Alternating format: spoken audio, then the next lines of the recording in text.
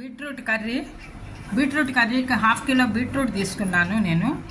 దీన్ని శుభ్రంగా క్లీన్ చేసుకుని పైన తొక్కంతా తీసేసి ఈ విధంగా మనం తురుము పెట్టుకోవాలి. ముందర మనకి గ్రేటర్ ఉంటుంది కదా, గ్రేటర్తో ఇలా తురిమేసి పెట్టుకుంటే సరిపోతుంది. 1/2 కప్పు పెసరపప్పు, దీన్ని ముందరగా ఒక 1 అవర్ నానబెట్టి ఉంచుకోవాలి. 1/2 కప్ పల్లీలు, 4 స్పూన్లు ధనియాలు, 2 స్పూన్లు జీలకర్ర, 2 స్పూన్లు ఎండు కొబ్బరి, ఇది కూడా ఇలాగే గ్రేట్ చేసి పెట్టుకోవాలి. 2 పచ్చిమిరపకాయలు, కొద్దిగా కరివేపాకు.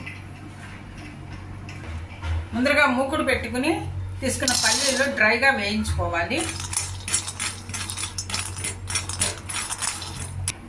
పల్లీలు వేగాయి, ప్లేట్లోకి తీసుకొని చల్లారి పెట్టుకోవాలి. అదేవిధంగా ధనియాలు కూడా వేయించుకోవాలి. ధనియాలు కూడా వేగాయి, ఇవి కూడా ప్లేట్లోకి తీసుకుని చల్లారి పెట్టుకోవాలి. అదేవిధంగా జీలకర్ర కూడాను, జీలకర్రతో పాటు 4 మిరపకాయలు కూడా వేసి వేయించుకోవాలి. జీలకర్ర కూడా వేగింది, ఇది కూడా ప్లేట్లోకి తీసుకుని చల్లారి పెట్టుకోవాలి. కూరకి పోపు వేసుకోవాలి. పోపుకి ఎక్కువ నూనె కూడా పట్టదు, దీనికి 1 స్పూన్ ఆయిల్ వేసుకోవాలి. కొద్దిగా పోపు దినుసులు, శనగపప్పు, మినపప్పు, జీలకర్ర, ఆవాలు. పోపు వేగింది, ఇందులో కొద్దిగా కరివేపాకు, పచ్చిమిరపకాయ ముక్కలు, కొద్దిగా ఇంగువ, తురిమి పెట్టుకున్న బీట్రూట్, ఈ బీట్రూట్ తురిమేసి పచ్చివాసన పోయేదాకా మగ్గించుకోవాలి. తడిగా కూడా ఉంటుంది కదా, ఇంకా వాటర్ కూడా పోయక్కల్లా మూత పెట్టుకుంటే ఆ మాయిశ్చర్కి మగ్గిపోతుంది, ఈజీగా అయిపోతుంది. ఇదే ముక్కలు చేస్తే తొందరగా ఉడకటానికి టైం పడుతుంది.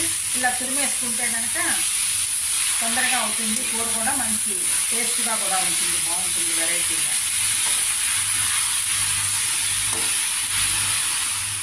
కూరకి సరిపడ ఉప్పు,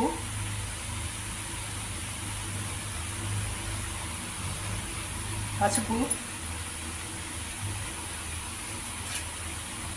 బాగా మిక్స్ చేసుకోవాలి. మగ్గుతుంది.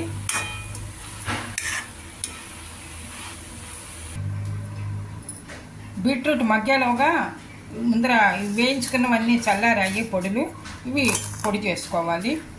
జీలకర్ర, మిరపకాయలు,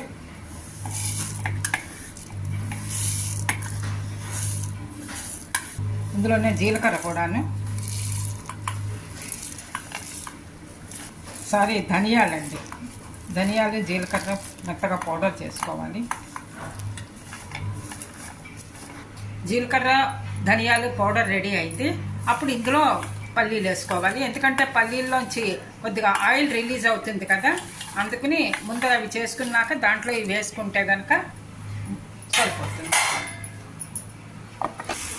బీట్రూట్ తురుము మగ్గింది, ఇప్పుడు ఇందులో నానబెట్టిన పెసరపప్పు వేసుకోవాలి. ఇలా ఓడేసుకుని పెసరపప్పుని నీళ్ళు లేకుండా ఇది కూడా కొద్దిగా పచ్చివాసన పోయేదాకా మగ్గించుకోవాలి.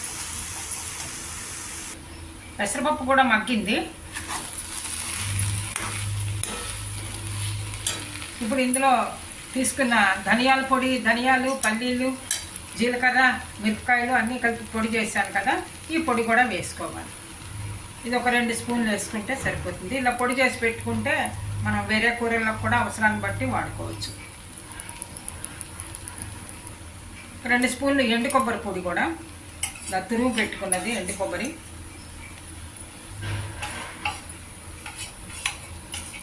బాగా మిక్స్ అయ్యేలాగా బీట్రూట్ తురుముకి అన్నిటికీ పట్టేలాగా మిక్స్ చేసుకోవాలి.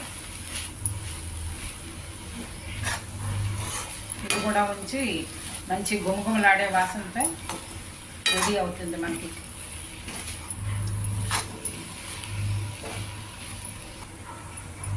బీట్రూట్ కర్రీ రెడీ అయింది. దీంట్లో కొద్దిగా కొత్తిమీర చిన్నగా తరిగి పెట్టుకున్నది, ఈ కొత్తిమీర కూడా గార్నిష్ చేసుకుంటే బాగా మిక్స్ చేసుకోవాలి. కూర రెడీ అయింది. సర్వింగ్ బౌల్లోకి తీసుకోవటమే. ఎన్నో ఆరోగ్య ప్రయోజనాలు ఉన్న బీట్రూట్ తురుము కర్రీ రెడీ అయింది. ఇది వేడివేడి రైస్లోకి సర్వ్ చేసుకోవచ్చు, రోటీలోకి కానీ చపాతీలోకి కానీ సర్వ్ చేసుకోవచ్చు. మీరు కూడా ట్రై చేసి చూడండి. ఈ వీడియో నచ్చితే లైక్ చేయండి, షేర్ చేయండి, సబ్స్క్రైబ్ చేయండి. Thank you for watching.